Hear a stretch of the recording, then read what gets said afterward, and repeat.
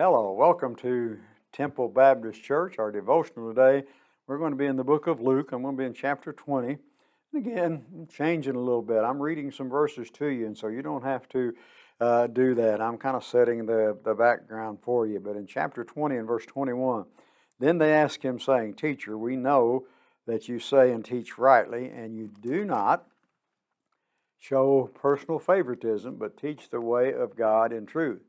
Is it lawful for us to pay taxes to Caesar or not? But he perceived their craftiness and said to them, Why do you test me? Why do you test me? And let's go on, verse 20. Show me a denarius. Whose image and inscription does it have? They answered and said, Caesar's. And then he goes on and he said to them, Render therefore to Caesar the things which are of Caesar, and to God the things which are of God. And let's conclude verse 26 in this. Sometimes you just cannot stop. But they could not catch him in his words in the presence of the people, and they marveled at his answer and kept silent. Now I'm going to use a word today that may frighten some people, and I hope it doesn't, but have you ever had a mouse get in your house? That's kind of catchy, isn't it? A mouse in the house. That could be a devotional title or a message title.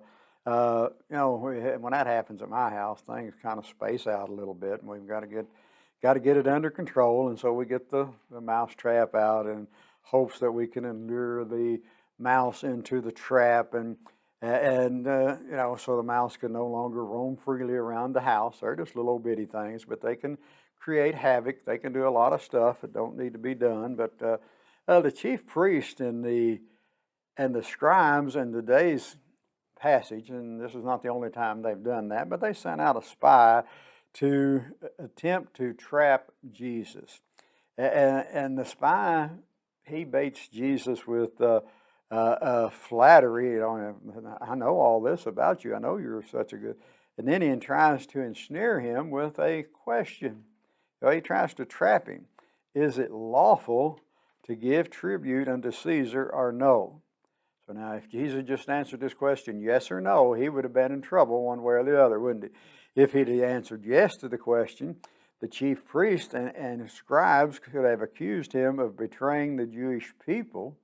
And if he answered no, Jesus could have been considered a traitor to the Roman government. And so Jesus wasn't tricked or trapped by the probing question of his enemies. He never was. They never did catch him off guard, never was able to trap him. He instead acknowledged that our duty to God and to those who are in authority over us isn't in opposition to one another. We have duty to God, we have duty to authority. I know tax time has come and gone and all that, but that's one of the things that we have to do, isn't it? We have to pay our taxes, the authority. And so, he's not that. And as Jesus followers, we should respect those in authority, even though we don't agree with them. And I don't say you have to agree with them. We got a supervisor, a director, a pastor, even elected officers. We are to recognize them and do as they say, as long as it's not disobeying God's word. I'll put that in. And we respect those in authority, but we also are called to recognize Jesus as the ultimate authority. After all, he is never confused, unsure, no matter our questions. You can come to him with any question you have, and he's not going to be confused about it. You can't catch Jesus in a trap. That's what they were trying to do here. You can a mouse. I've done it before. Probably have to do it again. Live in the country, so I may have to do it again. But, you're not going to trap Jesus. They were not going to trap him. They weren't going to get him to change. And so let's just remember that just to go to him with any problem we have. God bless you is our prayer. Come and be a part of our services here at Temple.